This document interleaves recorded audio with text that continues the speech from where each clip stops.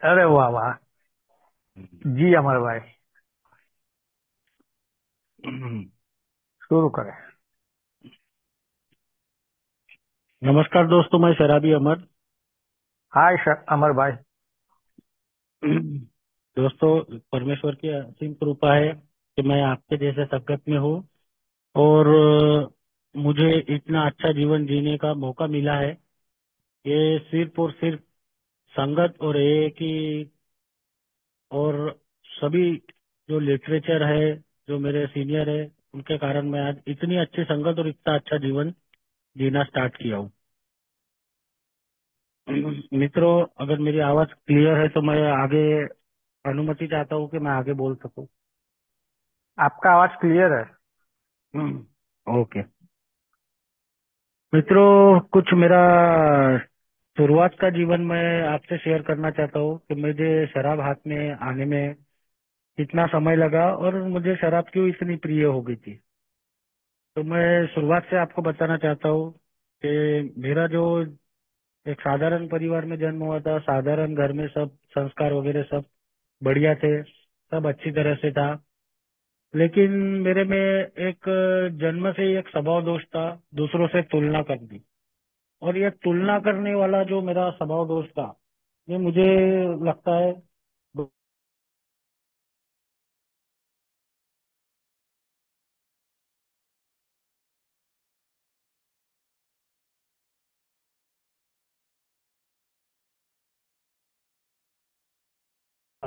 ये जो जन्म जिस धर्म में हुआ वो मुझे अच्छा नहीं लगता था। ऐसा धीरे धीरे करते करते मेरे अमर भाई, स्वभाव आवाज दोष। नहीं आ रही आपकी। एक सेकंड, ये दिक्कत है। अभी आ रही है सर? हाँ, अभी आ रही है। ये थोड़ा कवरेज का इशू है, वाईफाई में आ गया, अभी क्लियर है। तो हाँ हाँ। ये सब स्वभाव दोष मेरे जन्म से ही शुरू हो गए थे। तो मैं जन्म से ही ये तुलना करने वाले स्वभाव दोष के कारण मैं बहुत परेशान रहता था। मुझे लगता था मुझे माँ बाप सही नहीं मिले, कभी लगता था मेरे भाई बंधु सही नहीं है, कभी लगता था रिश्तेदार सही नहीं है। तो ये धीरे धीरे ये मेरे में बढ़ते ही गया। हर किसी से तुलना करता था और मेरे जो दोस्त थे फाइनेंशियली थोड़े स्टेबल थे, उनके कारण भी मुझे लगता था कि मेरे पिताजी इतने बढ़िया पोस्ट से रिटायर्ड हुए लेकिन हमारे पास पैसा नहीं है, या मैं जवान होते ही मेरे पिताजी रिटायर्ड हो गए। तो ये सब चीजें मेरे जिंदगी में चालू हो गई, तो मुझे घर वालों से चीज नफरत सी होने लग गई थी शुरुआत में। और धीरे धीरे बढ़ते बढ़ते फिर ये कब मैंने अपने अंदर एक कोने में बोलते हैं ना कि जगह बना लेता है, कहीं ना कहीं वो नफरत मेरी जगह बन गई थी। मित्रों, फिर बाद में मैं उसके बाद धीरे धीरे करते करते जैसा मेरा जीवन बड़ा होते गया, मतलब मैं 10वीं हुआ, 12वीं हुआ, मेरा ग्रेजुएशन हुआ, जैसे पढ़ाई में मैं बढ़ रहा था, तो शराब तभी मेरे हाथ में आ गई थी। कुछ मैं 9th स्टैंडर्ड में था, तब से मैंने शराब का पहला सेवन किया था। और मुझे वो सेवन शराब का बहुत ही खराब लगा था। यानी मेरे ऐसा लगा था कि वो सेवन करने से मेरी तबीयत भी खराब हो गई थी। यानी पहला एक्सपीरियंस बहुत बुरा था। धीरे धीरे वो ओकेशनली बोलो या कैसा, मैंने भी 10th स्टैंडर्ड में भी शराब का सेवन किया। वो करने के बाद मुझे ऐसा लगने लगा कि जैसे मानो मेरे में स्वयं कोई भगवान भगवान आ गए हो, मैं हर चीज कर सकता हूँ। तो मेरी वहां से डेयरिंग बढ़ना स्टार्ट हुई।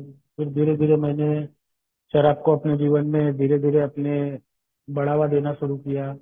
और ऐसा ही मेरा पढ़ाई चालू हुआ। अब इसमें एक उदाहरण के तौर पे बताता हूँ, मैं अकाउंट का बहुत अच्छा स्टूडेंट था। तो एक समय ऐसा आ गया था कि मेरे को लगा, मेरे बड़े भाई बीमार थे, मुझे लगा कि मैं अकाउंट में ज्यादा मार्क नहीं ले पाऊंगा। लेकिन कहीं ना कहीं मेरा एक दोस्त था, उसने मुझे एक दिन पहले रात को पढ़ाई करते में शराब का सेवन करवाया।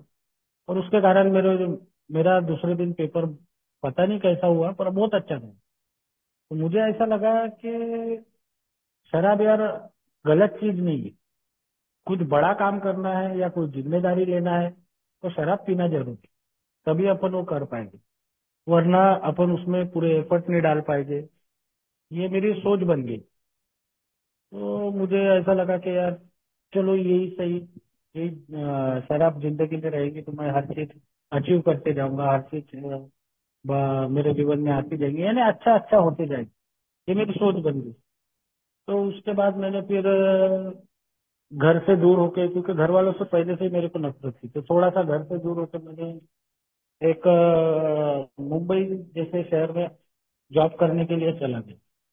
वहां पे भी मेरा वही हाल हुआ, क्योंकि वहाँ उतना पैसा मिलता नहीं था। और मुझे लगा कि मैं यहाँ शराब पी नहीं पाऊंगा, तो मैं वहाँ पे तरह तरह के बहाने ढूंढने लगा शराब पीने के लिए। और वहां पे जाने के बाद मेरा जो शराबी सफर था वो उतना अग्रेसिव नहीं था, क्योंकि वहां पे मुझे पैसों की बहुत दिक्कत होती थी। तो वो कारण से मैं वो शहर छोड़ के पूना शिफ्ट हुआ। पूना में भी कुछ सीनियर लोग शराब पीते थे, तो मेरे को लगता था यार अपन गरीब है, अपने माँ बाप ने अपने को बैकअप में पैसा नहीं दिए, या मेरे पास वो पैसा आना बंद हो गया था, क्योंकि मैं खुद जॉब करने गया था, तो मैं खुद के भरोसे था।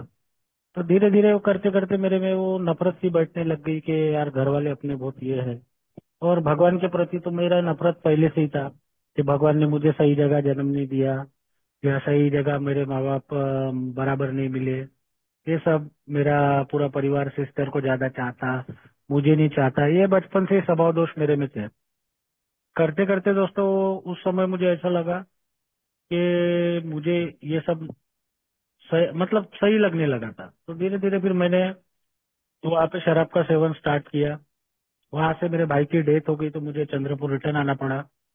और अब ऐसा लगने लगा कि अब मैं घर का राजा हूँ, क्योंकि बड़े भाई की डेथ होने के बाद घर में जिम्मेदार और बड़ा मैं था, क्योंकि सिस्टर की शादी हो गई थी। और मेरे पिताजी थे, तो उनकी भी एज ज्यादा थी, उनकी भी डेथ हो गई। तो मुझे ऐसा लगा कि बस मैं राजा हूँ अभी घर का, मेरे को कोई बोलने वाला नहीं है, कुछ नहीं है। और धीरे धीरे मैंने वो शराब का सेवन बढ़ाना चालू किया। और दोस्तों भगवान की कृपा से मेरे पास पैसों की कमी पहले भी नहीं थी, कभी पैसों की कमी भगवान ने होने नहीं दी।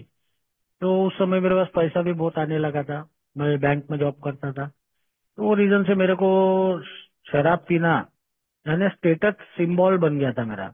मुझे लगता था कि अमीर लोग शाम को एक दो पैक मार के घर जाते, यानी ये स्टेटस है, अच्छा बड़ा स्टेटस है अमीरों का।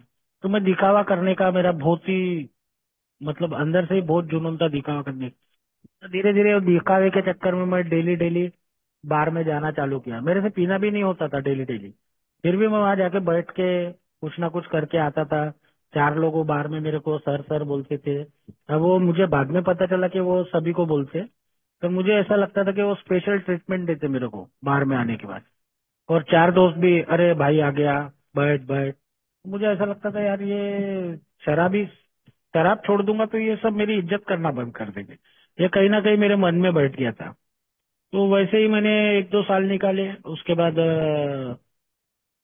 थोड़ा सा अपना पर्सनल लाइफ की तरफ आऊंगा, शादी की तरफ। कि मैंने शादी करने की ठानी, यानी मैंने यानी मेरे घर वालों ने, क्योंकि घर में कोई था नहीं। सबको लगता था कि ये कोई गलत संगत या गलत इसमें ना चले जाए, इसलिए घर वालों ने मेरी शादी का सोचा। अब वो शादी के सोचने के बाद मेरे मन में जो एक पत्नी की जो इमेज बनी थी वो मेरे माँ जैसी थी। यानी वो सुबह 5 बजे उठेंगी, सुबह 5:30 बजे पूजा करेंगी।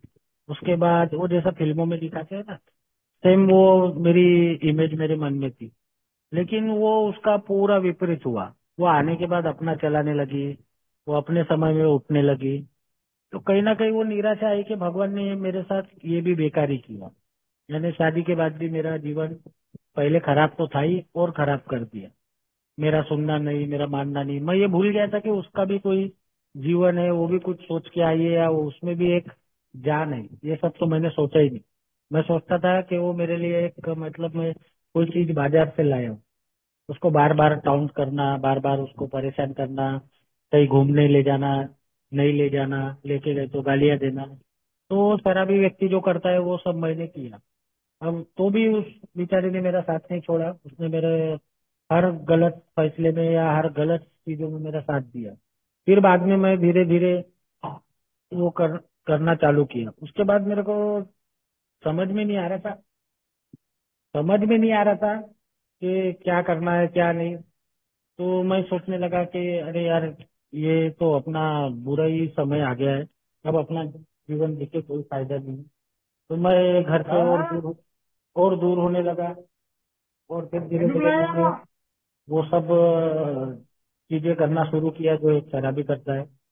रात में लेट आना, फिर बाद में ये करना वो करना, उसके बाद फिर किसी को भी कुछ भी बोलना, झगड़े करना, और खुद ही भगवान बनना, खुद ही घर का कर सर्वा सर्वा रहना, ये सब मैंने करना चालू कर दिया। उसके बाद मुझे ऐसा लगा कि मैं ही सर्वश्रेष्ठ हूँ। कोई भी चीज में मैं लोगों को ज्ञान देने लगता था। मुझे उसकी जानकारी हो ना हो, सामने का पता हो ना हो, मैं अपने ही धुन में, मुझे लगता था मैं जो बता रहा हूँ ये लोग सच मानेंगे। कुछ लोग मेरा तिरस्कार भी करने लगे थे वो सब के कारण, लेकिन मैं, और कहीं पे मुझे ज्यादा इज्जत देके बुलाया जाता था तो मेरे को लगता था कि ये लोग कुछ ना कुछ इनको मेरे से स्वार्थ है या कुछ ना कुछ ये है, तो मैंने वो जगह पे भी जाना बंद कर दिया। वो लोग मुझे भले प्यार से बुलाते हो तो मैं सोचता था कि ये स्वार्थी नजरिए से बुला रहे। तो वो सब चीजें मैं, और मेरे में बढ़ते गई तो मुझे लोगों ने पूछना ही बंद कर दिया। और धीरे धीरे जो मेरा शराब पीने का व्यवहार था, ये लोगों में पता चलने लग गया कि ये आदमी शराबी है। ये कहीं भी आता, कोई भी प्रोग्राम में आता तो शराब पी के ही आता, और बिना पिए रहता नहीं, डेली शराब पीता है। तो कुछ लोग मेरे को मुंह पे बोलने भी लग गए कि भाई तेरी शराब बढ़ गई है यार। मैं बोलता था अरे तुम्हारे को क्या करना, तुम्हारे से थोड़ी पैसा मंगाना, मेरे पे ना कर्जा है, मेरा परिवार खुश है, मेरे घर में हर सुख सुविधा है। और मैं यही सबको बोलने लगा तो बोले यार ये तो सुनता भी नहीं है, उल्टा अपने को भाषण देने लग जाता। तो ये चक्कर में लोगों ने मेरे से बात करना ही बंद कर दिया। अब ये सब मेरी जो जीवन शैली थी ये धीरे धीरे ए में आने के पहले चालू हो गई थी। मुझे लगा कि मेरी बीवी खराब है, माँ बाप खराब है, दोस्त खराब है। और मुझे जो दोस्त डेली शाम को शराब पीते थे वो मुझे पसंद आने लग गए। मुझे लगता था कि इनके साथ में ही रहना है, और ये लोग मुझे मुझे बहुत इज्जत देते हैं। तो शराब का सेवन मेरा कुछ और इस प्रकार ज्यादा ही बढ़ते गया। तो बाद में फिर मुझे ऐसा लगा कि अब शराब मैं छोड़ सकता हूँ। स्वयं भगवान बनने लगा था, मुझे लगा बाएं हाथ का खेल है। मैंने कल से बोल दिया अगर मैं शराब नहीं पीऊंगा तो मैं कल से शराब बंद कर दूंगा, ये मेरी सोच बन गई थी। और मैं करता भी था, पर बस 2 या 3 दिन के लिए। हमेशा मैंने शराब छोड़ी है 2 दिन, मेरा हाईएस्ट रिकॉर्ड है शराब छोड़ने का 5 दिन। कोई मरे जिए, कोई त्योहार हो, किसी की शादी हो, कोई भी समय हो, मेरे को एक 90 पीना जरूरी रहता है। और जहाँ शराब नहीं है वहां मैंने जाना बंद कर दिया। मैं रिश्तेदारों में नहीं जाता था, मेरे रिलेटिव पूरे एमपी में रहते। लॉन्ग लॉन्ग जर्नी होती थी ट्रेन की, तो ट्रेन में शराब नहीं मिलेंगी ये चक्कर में मैंने जाना ही छोड़ दिया। मैं बोला कि इतने लंबे सफर में अगर मैं बिना शराब पिए जाऊंगा कैसे, और अगर गलती से चला गया तो वहां भी उनको बहाना करना, घूम के आता हूँ करके। वहाँ काम नहीं रहता था, छुट्टी पे जाता, दिन भर शराब पीना मेरा चलती रहता था। तो ये सब मैं नौकरी शादी शराब इन सब में टाइमिंग मैच करने के चक्कर में मेरे जिंदगी की इतनी, क्या बोलते हैं उसको, इतनी खराब परिस्थिति आ गई कि मुझे आखिरी में समझ में नहीं आ रहा था कि मैं छोड़ू किसको। शराब छोड़ू, भगवान को मानना छोड़ू, या घर वालों को छोड़ू, या तो मेरे को फिर कुछ समय बाद मेरा वो शराबीपन अचानक से इतना बढ़ गया कि मुझे लगता था कि जीवन छोड़ना सबसे आसान। तो मैं इतनी शराब पीने लगा कि मैं बोला शराब पीने से आदमी मर जाएगा। और वो बोलते हैं ना अपने मीटिंग में कि शराबी के साथ भगवान रहता है। तो मुझे कई बार भगवान ने बचा लिया, एक्सीडेंट में बचाया, कई बार मुझे हॉस्पिटल में आईसीयू में एडमिट होने के बाद भी बचाया, कई बार मेरे लीवर में सूजन आई लेकिन लीवर खराब नहीं हुआ, हाँ भी बचाया।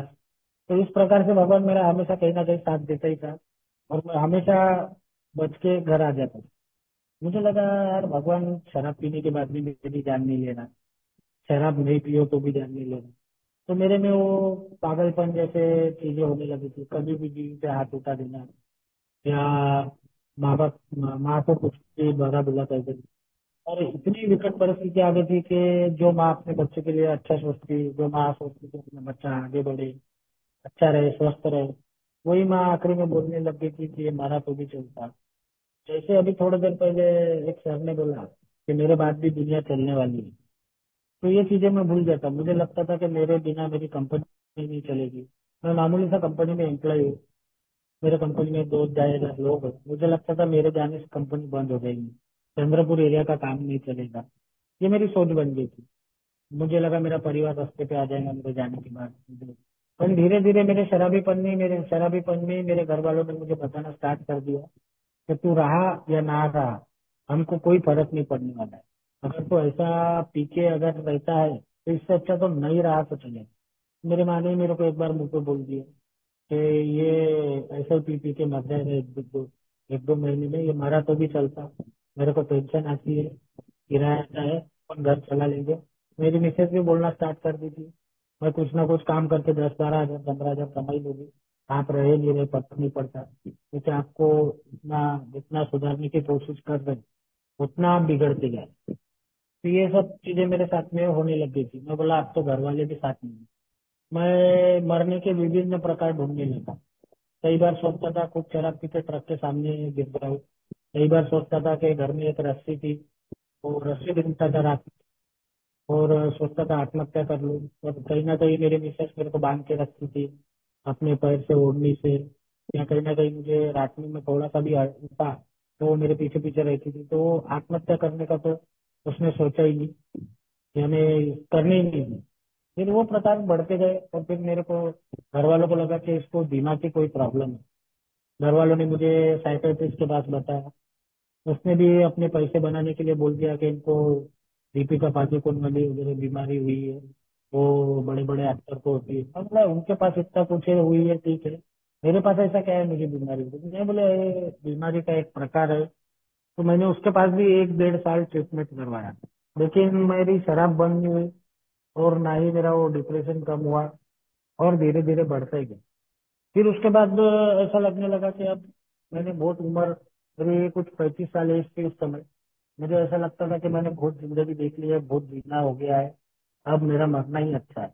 ये सोच के मैं एक दिन शराब के सुबह 5 बजे उठ के चला गया पीने के लिए। और इतनी पी लिया कि मेरे को वो ट्रक के सामने जाके चल के जाके लेटने की तक हिम्मत नहीं हुई, क्योंकि मैं वो बार में ही फिर सो गया। वो बार वाले ने मेरे को घर पे छोड़ दिया ऑटो ऑटो करके। दूसरे दिन फिर ट्राई करने गया, लेकिन वो मेरे से हुआ नहीं। फिर उसके बाद मुझे ऐसा लगने लगा कि भगवान भी मारना नहीं चाहता, ये लोग भी मरने नहीं दे रहे, मैं करूँ क्या? और इतनी निगेटिविटी आ गई थी मेरे में, मैं हर चीज में नेगेटिव सोचता था। कहीं जाना है तो मैं सोचता था एक्सीडेंट हो जाएगा, कोई अच्छा काम करना है घर में तो सोचता था कि कहाँ क्या फायदे का, मैं इतने जिंदा नहीं रहूंगा। यानी मैं लॉन्ग टर्म सोचना बंद कर चुका था। मुझे आज का ही दिन शराब पीना है, यही सोच के मेरी जिंदगी चलने लगी। फिर धीरे धीरे कुछ लोग मिलते गए, कुछ लोगों ने मुझे समझाने की कोशिश करी, बहुत लोगों ने मुझे प्यार से समझाया, किसी ने डांट के समझाया, पर नहीं समझा। पर वो बोलते ना कहीं भगवान की कृपा होती है अपने पे। और अचानक से मेरे को एक मेरे घर के पास का व्यक्ति है, वो मेरे से उम्र में बहुत छोटा है, तो वो कुछ 20-22 साल का है। तो वो अचानक से मेरे को बहुत अच्छा दिखने लगा और मैंने उसको एक दिन पूछ लिया, मतलब आजकल तो शराब वगैरह नहीं पीता, बहुत अच्छा भी दिख रहा है, मतलब इसका राज क्या है? तो उसने बोला अमर भैया को आपको कोई तकलीफ है क्या? मैं बोला सर मुझे एक ही तकलीफ है, शराब से। उसने बोला मेरे पास एक उपाय है, अल्को अल्को ए की मीटिंग होती है, और दूसरा एक उपाय है रिहब सेंटर का। मैं बोला यार मैं शराब छोड़ने के सारे चीजें कर चुका हूँ। उसको मैंने ये भी बताया कि मैं बाबा बाबा के पास गया हूँ, 20-20 नींबू खाया हूँ, धागे बांधा हूँ, साइकेट्रिस्ट का ट्रीटमेंट किया हूँ। मतलब वो लोग नहीं छुड़ा पाए, तो ये मीटिंग में कैसी क्या शराब छूटेगी? मुझे लगा मीटिंग में कोई दवाई देते होंगे, कोच होते होंगे, मतलब स्कूल में मीटिंग होती है, मतलब स्कूल में मीटिंग होती है, नहीं कुछ तो भी क्लासेस होते होंगे, ऐसी मेरी सोच बन रही थी। तो उसने बोला आपको उपाय क्या करना है? मैं बोला मुझे दारू से मुक्ति चाहिए, मैं हर चीज करके थक चुका हूँ, मेरे घर वाले भी थक चुके हैं, सभी लोग परेशान हैं, मुझे बस दारू छोड़ना है। और उस समय मैं उसने बोला आपको दारू मेरा जिंदगी भर के लिए छोड़ना है। तो उसने एक लाइन बोला था मुझे, फर्स्ट टाइम मिला तभी, जिंदगी भर के लिए नहीं छोड़ना है भैया, बोली आपको सिर्फ आज के दिन दारू नहीं पीना है। कहीं ना कहीं उसकी वो बात क्लिक हुई, बोला हाँ यार ये तो सही उपाय है। मैं हमेशा सोचता था कि मुझे जिंदगी भर दारू छोड़ना है, वो चक्कर में मेरी दारू नहीं छूटी। तो बोला आज के दिन दारू छोड़ना है, इसने कुछ तो भी अलग नया बोला है। मुझे वो अच्छा लगा, मैं पी के ही था उस समय। और बाद में उसने मेरे घर में बताया कि ऐसा ऐसा मीटिंग होता है ये है। तो घर वाले बोले कि ये मीटिंग नहीं करेगा, क्योंकि इसको हमको पता है, बोले शाम तक ये रह ही नहीं पाएगा, शाम में ये मीटिंग की जगह दारू पीने चलने। तो उसने मुझे बताया कि मैं भी रियाब में था, तो उसने मुझे एक रियाब में डाला, घर वालों की परमिशन से मैं भी। और कहीं ना कहीं वो मीटिंग का एक संदेश मेरे दिमाग में आया था कि रियाब के बाद मीटिंग जाने से शराब छूटती। वो मैं दिमाग में बिठा लिया था। वैसे ही करके मैं वो रियाब सेंटर पहुंचा, तो रियाब सेंटर वाले ने पूछा जो भी आपको काम है कर लो, इसके बाद आपको बाहर नहीं जाने दिया जाएगा। तो मैं अचानक से गाड़ी अपनी पलटाया और एक बार में चला गया, और रियाब सेंटर के सामने ही बाहर था। तो वहां पे मैंने जब जैसे ही उसको शराब मांगा, तो उसने देखते से बोला कि आप रियाब में आए हो क्या। मैंने बोला हाँ सर, रियाब में आया हूँ। तो उन्होंने अचानक से बोला कि सर ये आखिरी पैक समझ के पी लीजिए, जो भी पीना है। वो बोलते ना कहीं भगवान बैठा रहता है। तो उसने मेरे को एक बात बोला वहां पे कि ये रियाब से आप जब भी निकलोगे, आपको यहाँ पे मीटिंग का संदेश मिलेगा, उसको जरूर फॉलो करना। मैं बोला यार ये ऐसा क्यों बोल रहा, मैंने भी सुना था चंद्रपुर में मीटिंग है, नागपुर में भी सुन रहा हूँ, तो मीटिंग में ऐसा क्या है। वो बोले सर जितने भी लोग वो मीटिंग वाले का बात सुन के गए हैं, उतने लोग अभी भी आते हैं यहाँ पे, और उन्होंने शराब नहीं पी है। मैंने बोला यार इतना कॉन्फिडेंटली बोल रहा है तो कुछ तो बात है। तो मैं जस्ट वो रियाब से दारू पी के वो सामने पी के रियाब में चले गए। अब वहां पे एक कुछ सर लोग आते थे मीटिंग वाले, वो लोग मीटिंग लेते थे, कुछ वहाँ जॉब भी करते थे। तो धीरे धीरे उन्होंने मुझे आजार वगैरह ये सब बताना चालू किया। और मेरा कहीं ना कहीं वो मन में बिठा के था मीटिंग से मेरी शराब छूटेगी, तो मैं वो इंटरेस्ट से सुनने लगा। मुझे और रियाब में हम हर समय दोपहर का इंतजार रहता था, कब वो ए के सर आएंगे और कब वो मीटिंग के बारे में बताएंगे। ऐसे करते करते मैंने वो रियाब सेंटर के दिन गुजारे। फिर वहां से आने के बाद मुझे फर्स्ट टाइम ही पहले दिन ही मीटिंग के लिए चंद्रपुर के एक व्यक्ति का संदेश मिला, और मैं वो मीटिंग में गया। स्टार्टिंग में वो मीटिंग में कुछ प्रोग्राम चालू था, वर्धापन दिन था। मुझे लगा कि ये लोग कुछ देते होंगे खाने पीने का, शराब छोड़ने का। तो वहां पे अचानक से उन्होंने मेरे को एक पेड़ा ला के दिया। मैंने वो पेड़ा खाया नहीं, मैं बोला इसमें दवाई होगी या कुछ ना कुछ मिला होगा। फिर वहां पे चाय भी थी, मैंने चाय भी नहीं पिया। और वो जो व्यक्ति था साथ में, उसने मेरे मिसेस को बोला कि आप पेड़ा खा लीजिए, आपके खाने के बाद ही ये खाएंगे, क्योंकि इनको डाउट है बोले मन में कुछ दवाई वगैरह मिली होगी। तो मुझे भी लगा यार दवाई तो होगी, बोला बिना इसके मीटिंग कैसे छूट सकती है। मीटिंग में बैठने से शराब मेरी कैसी छूटेगी। मुझे लगा ये रोज पेड़े में मिला के दवाई वगैरह देते हैं। तो कहीं ना कहीं वो सफर वहां से शुरू हुआ, वो वर्धापन दिन से। और वहां पे एक व्यक्ति शेयरिंग कर रहा था, उसने कुछ परिवार की चीजें बताई कि आपका परिवार आपके साथ कैसा रहता है। तो मुझे लगता था ये सब फेंक रहा है, मेरे परिवार में ऐसा कुछ नहीं है। तो उसने उसको शेयरिंग के बाद मैंने पूछा भी, नया ही था मैं, बोला सर आप ये जो बोल रहे हैं ये सही है क्या। उसने बोला एक काम करो, अपने बच्चों के पास जाके देखो, बच्चे आपसे खुद होके बात करते हैं या क्या प्रकार है, आपको कुछ समझ में आएगा। तो मैंने वो घर में आके एक बार ट्राई किया। मेरी बड़ी लड़की मेरे से 10-15 फुट से बात कर रही थी। मैंने बोला ये पास में क्यों नहीं आ रही। तो मैंने घर में भी पूछा, क्योंकि मैं रियाद से आने के बाद शराब छोड़ चुका था। तो मेरी माँ ने बताया कि ये तेरे से डरती है, क्योंकि तूने शराबीपन में इसके वो जो चिल्लाया है, तेने जो अपना रूप दिखाया है, उसके कारण इसमें डर बैठ गया है। साला मैं फिर उस समय शॉक हो गया। मैं बोला मैंने ये क्या करके रख दिया। जो बच्ची को खेलना कूदना चाहिए वो बच्ची मेरे से डर रही है, तो मेरे से कुछ बोलने के लिए भी डर रही है। वो माँ के पास जा रही, सबके पास जा रही, मेरे पास आ ही नहीं रही। तो कहीं ना कहीं वो व्यक्ति की शेयरिंग और ये जो लगा मुझे, मैंने सोचा कि यार ये मीटिंग में जो बोल रही है बात सही है। फिर धीरे धीरे मेरी वो मीटिंग में और इंटरेस्ट आने लगा। और मीटिंग करते करते मुझे एक चीज समझ में आने लगी कि ये सिर्फ मेरे शराबीपन से ही नहीं, मेरे जो दैनंदिन जीवन में जो समस्या आती है या कोई भी प्रकार आता है, इसको कैसा फेस करना ये मीटिंग में सिखाया जा रहा था। और वो मीटिंग मुझे धीरे धीरे इतनी अच्छी लगने लगी कि मैं डेली कुछ भी रहे वो मीटिंग छोड़ना मेरे लिए पॉसिबल नहीं था। मैं एक बार का मेरी ऑफिस की मीटिंग छोड़ देता था, और शाम को मीटिंग जाना है तो जाना है। और मेरी वाइफ भी एकदम अग्रेसिवली तैयार रहती थी कि अपने को मीटिंग चलना है। हम 6:45 6:7 बजे चले जाते थे। मैं फिर बाहर की भी मीटिंग करने लगा। जितनी ज्यादा मीटिंग करने लगा उतना मुझे वो सीखने का मौका मिलते गया। फिर वो मीटिंग में जैसे जैसे लोग शेयरिंग करते थे तो कहीं ना कहीं उनके कुछ ना कुछ अनुभव मुझे समझ में आने लगे, और वही इम्प्लीमेंट मैंने अपने जीवन में करना शुरू किया। को धीरे धीरे मेरा जो गुस्सा था उस पे काबू पाना चालू हुआ। फिर बाद में मैं हर जगह पे मेरी इच्छा, मैं ही सब कुछ हूँ, ये सब चीजें मैंने बैकफुट पे लेना चालू किया। धीरे धीरे मिसेस की सुनना चालू किया, माँ की सुनना चालू किया, मेरे दोस्त क्या बोलते और मेरे समाज के लोग क्या बोलते, मेरे ऑफिस के लोग क्या बोलते, ये सुनना स्टार्ट किया। तो मुझे पता चला ये लोग भी सब मेरा भला ही चाहते थे, बस मेरा देखने का नजरिया बहुत गलत था। और मैं सोचता था कि ये लोग बहुत ही मतलब स्वार्थीपन से मेरे तरफ देख रहे हैं।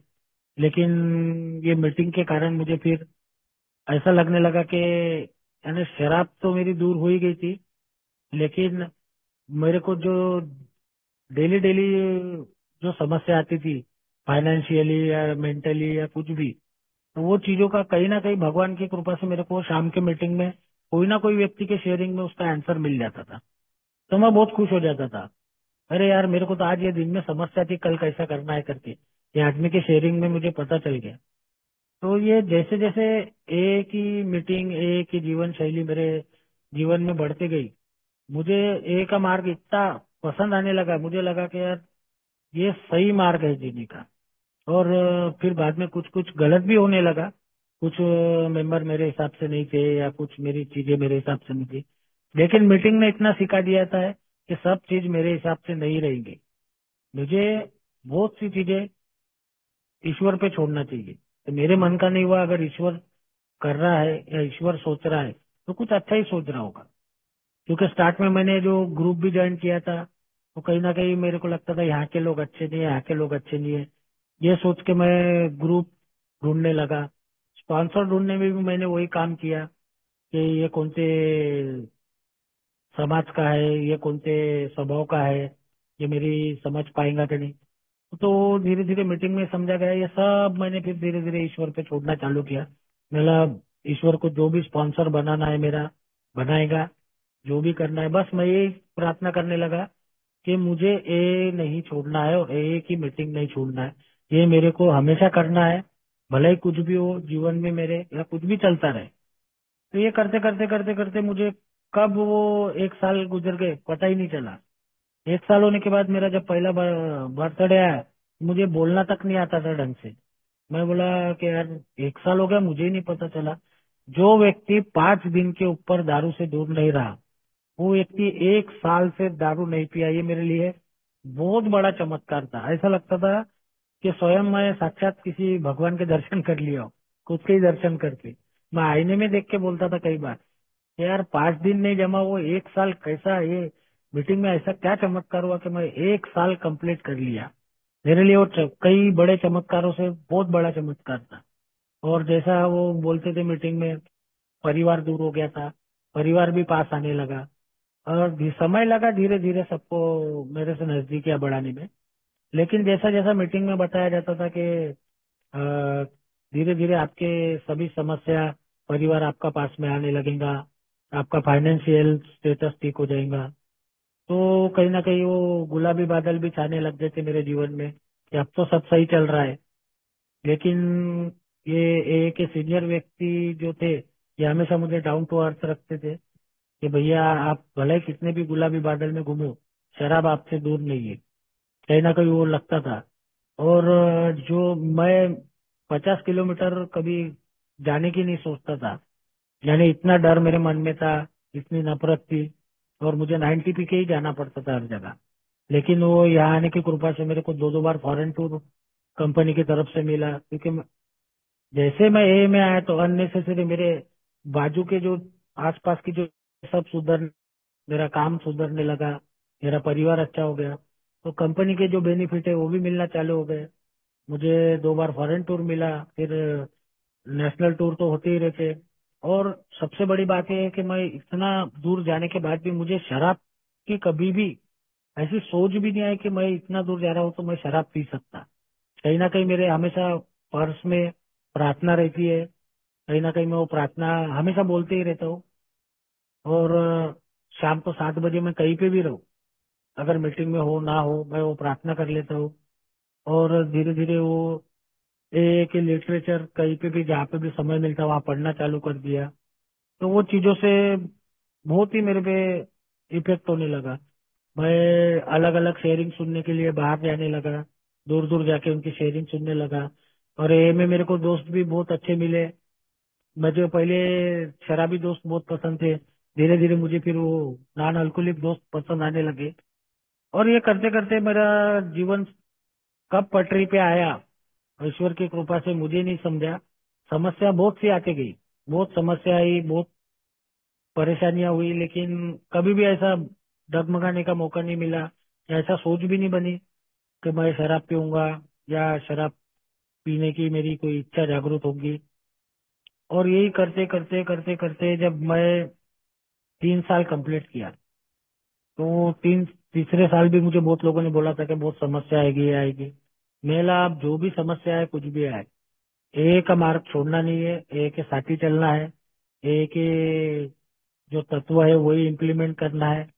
वो सोच सोच के ही अपनी जिंदगी आगे बढ़ाने लगा। और ये सब करने से मुझे किसी में कुछ चमत्कार हो या ना हो या क्या पता नहीं, मुझे कोई बाजू वाला खुश होता है नहीं होता है पता नहीं, लेकिन मैं मुझे अपने अंदर से बहुत अच्छा ही अच्छा लगने लगा। और मुझे अंदर से ऐसा लगने लगा कि मैं ये सब चीजें बहुत अच्छे से कर पा रहा हूँ।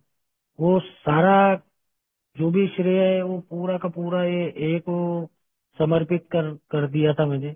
और ये करने से मुझे सबसे बड़ी मेरी माँ ने जो वर्ड बोला था, ये मरा तो भी चलता, आज वो मेरी माँ कम से कम 3 साल हो गए हैं, वो हॉस्पिटल जाती है तो अभी कुछ ना कुछ हंसते हुए जाती है, यानी कुछ ना कुछ परेशानी लेकर नहीं जाती। मेरे कारण हमेशा वो एडमिट होती थी। उनका हर 1 महीने में प्रॉब्लम स्टार्ट हो जाता था, मेरे पीने के कारण उनका बीपी बढ़ना है बढ़ना। अभी वो छोटे मोटे प्रॉब्लम के लिए हॉस्पिटल जाती है। मेरी मिसेज भी अभी अपने मन के हिसाब से रहती है। अभी उसको कुछ इंजॉयमेंट करना है या कुछ करना है तो मेरे से एक बार परमिशन लेके, मैं कभी उसको मना नहीं किया। मतलब इतना मैंने लाइफ खराब किया है इनकी 8-10 साल, तो मैं ज्यादा से ज्यादा वो परिवार को खुशी देने की कोशिश करता हूँ। ये मुझे अपने आप नहीं आया, ये ए ने सिखाया मुझे कि परिवार के साथ कैसा रहना। क्योंकि कई शेयरिंग में परिवार के बारे में शेयरिंग होती तो सुनते रहता हूँ। और इसलिए ईश्वर का चमत्कार कहता हूँ, क्योंकि मेरे आसपास कई लोग ऐसे भी हैं जो अभी भी शराब पी रहे हैं, उनकी दयनीय अवस्था दयनीय है, लेकिन मैं उनको बताने के बाद भी वो छोड़ नहीं पा रहे। तो कहीं ना कहीं मैं समझता हूँ कि मेरे पे ईश्वर की विशेष कृपा थी कि मेरे को ये मार्ग मिला और मैं कहीं ना कहीं ये मार्ग पे चल रहा हूँ। क्योंकि मेरे अभी पड़ोस में ही मेरे एक भैया है, उन उनमें सेम मेरे जैसी क्वालिटी है, अहंकार, हर जगह पे मैं करना। तो वो व्यक्ति को मैं कुछ समय पहले बोला भी था, उनके सामने मैं प्रूफ था कि मैं 3 साल से शराब नहीं पिया हूँ, भैया आप भी ट्राई करो। और वो व्यक्ति ने बोला कि मेरा पीना कंट्रोल में है, आपका पीना कंट्रोल में नहीं है, इसलिए आपको छोड़ना पड़ा। आज वो व्यक्ति का लीवर खराब हो गया, तो वो व्यक्ति मेरे सामने नहीं आ पा रहा है। लेकिन मैं अभी कल हॉस्पिटल में उनसे मिल के आया, उनको मैंने ऐसा कुछ भी नहीं बोला, मैं मिल के आया और बस नॉर्मल बात करके आया। नहीं तो पहले ऐसा कुछ होता तो मैं 10 लोगों को बताता था, देखो मैंने बोला था, ये आदमी ने सुना नहीं। लेकिन अभी मेरे में वो आदत नहीं है। मैं हमेशा ये सोचता हूँ अपना काम है बताना, अगर कोई करे नहीं करे सब ईश्वर पे छोड़ देता हूँ। अगर ईश्वर की इच्छा होगी तो ये व्यक्ति सुधरेगा, नहीं होगी तो मेरा काम सीधा जितना था उतना मैंने कर दिया है। उसके आगे मैं जबरदस्ती किसी के साथ नहीं करता हूँ। नहीं तो शुरुआत में मैं ए में जुड़ा था तो मुझे ऐसा लगता था मैंने शराब छोड़ी तो पूरी दुनिया ने छोड़नी चाहिए, मैं पूरे दुनिया के पीछे लग जाता था। अरे मैं यहाँ जा रहा हूँ, आप भी शराब पीने से परेशान होंगे तो चलो। वो परेशान है नहीं है ये मैं कुछ नहीं पता पता करता था, डायरेक्ट उसको उपदेश देना चालू कर देता था। तो ये धीरे धीरे ए में जैसे जैसे मेरे दिन बढ़ते जा रहे, धीरे धीरे मेरे को समझ में आ रहा कि जो भी चीजें है सब ईश्वर की कृपा से होती है। मेरा मैं लगाना मैंने बंद कर दिया, तो उस समय से जीवन और अच्छा चलने लगा। कुछ चीज मेरे साथ अगर मैं सोचता हूँ बहुत अच्छी होना है और नहीं होती, तो अभी उतना गुस्सा उतना एकदम से रिएक्शन नहीं आता। ऐसा लगता कि कहीं ना कहीं ईश्वर ने सोचा होगा कि ये चीज मेरे साथ नहीं होना चाहिए, ये सोच के मैं वो चीज छोड़ देता हूँ। तो मेरे में वो उतनी खुन्नस पैदा नहीं होती किसी के लिए, या किसी के लिए कोई गुस्सा नहीं आता। कई बार अंदर ऐसा लगता है, तो जैसा ऐसा लगता है कि मैं विचलित हो रहा हूँ, तो मैं अचानक से प्रार्थना करने लगता हूँ। कई लोग मेरे को पागल समझते हैं, क्या बड़बड़ रहा। लेकिन वो प्रार्थना करने से पता नहीं कहाँ से वो कोई उच्च शक्ति मेरे को अचानक से उच्च शक्ति का क्या पता नहीं होता है, और मेरे को अचानक से स्टेबिलिटी आ जाती है वो चीज में, और मैं अचानक से वो चीज मूव ऑन कर लेता हूँ वहां से। वहां खड़ा भी नहीं रहता, फिर वहां से निकल जाता हूँ। तो ये सब चीजें ए में आने के कारण मेरे साथ हुई। मुझे नहीं लगता अगर मैं खुद होके दारू छोड़ा होता, या मेरी खुद की इच्छा से अगर मैं शराब छोड़ा रहता, तो मैं इतना अच्छा जीवन तो नहीं जी पाता। ये ए में आने के कारण मैंने जो शराब छोड़ा हूँ, मुझे इतना अच्छा जीवन जीने का मौका भी मिला, और मैं वो जी भी रहा हूँ। अगर मैं खुद होके छोड़ता, तो मेरा जो गुस्सा है, जो मेरा अहंकार है, मेरा स्वार्थ है, ये कुछ भी नहीं जाता था। वो वैसा ही रहता था, बस मैं शराब से दूर रहता था। लेकिन ये ए के मार्ग पे चलने में ये सब चीजें भी दूर हो गई, मेरी शराब भी दूर हो गई, और मुझे इतना अच्छा जीवन जीने का मौका ये ए में मिला है। तो यही ऐसे ही जीवन जी रहा हूँ। और जैसा अभी वो भैया ने बोला था, वो सब चीजें मेरे में भी इम्प्लीमेंट थी, मैं भी वो करने की कोशिश करता था। लेकिन फिर बाद में सोचा कि ये सब चीजों से मेरा कुछ नहीं होने वाला, जैसी ईश्वर की मर्जी है वैसा चलते रहो। यही सोच सोच के काम करता हूँ, क्योंकि मैसेज भी जिसने मुझे मैसेज दिया था, वो मेरे कुछ 15 दिन या 1 महीने बाद ही वो स्लीप हो गया, और आज भी स्लीप है। तो मैं कहीं ना कहीं सोचता हूँ ईश्वर ने कहीं उसको मैसेज देने के लिए सुधारा हो कुछ दिन के लिए। या मैं उसको भी बोला हूँ कई बार, यार तूने मुझे सुधारा है, कम से कम तू तो सुधर। तो वो हाउ बोलता है पर ध्यान नहीं देता। वो आज भी शराब पी रहा है, लेकिन देखते देखते मेरे को 3 साल हो गए, मुझे ये विश्वास होता ही नहीं कभी कभी। तो बस मेरा ए में यही जीवन शुरू है, और यही ए के मार्ग पे चलने की कोशिश करता हूँ। जितना मुझसे होता उतना मैं हर तत्व को अपने इसमें इम्प्लीमेंट करता हूँ, और हर चीज के सामने शरण शरण जाता हूँ। जो चीज मुझसे नहीं होती उसमें मैं हमेशा चले जाता हूँ। तो ये सब चीजें करने से मुझे बहुत ही अच्छा भी लगता है, और मैं इतना इफेक्टिवली या गुस्से में नहीं आता हूँ। ये सब चीजें मेरी अच्छी चल रही है। और आज पहली बार भगवान की कृपा से मुझे ये मीटिंग में बोलने का मौका मिला है। और अचानक से फोन आया कि आपको बोलना है। मुझे लगा नॉर्मल 10 मिनट का बोलना होगा, शेयरिंग का। लेकिन मुझे नहीं पता था कि मुझे इतना पहली बार बोलने का मौका मिलेगा। और मुझे जैसा समझा, मैंने आपको मेरा ये जीवन मार्ग बताया, और आप सभी ने इतने अच्छे से सुना। इसके लिए मैं आप सभी का धन्यवाद हूँ। और ईश्वर की कृपा है कि मुझे आज इतना अच्छा बोलने के लिए इतना समय मिला है। क्या बोलूं, कुछ बोलूं, ये सोचा नहीं था। जो मेरे मन में आया मैंने बोला। अगर किसी को कुछ मेरे बोलने से तकलीफ हुई होगी, तो मैं उससे क्षमा चाहता हूँ, और आप सभी का धन्यवाद करता हूँ।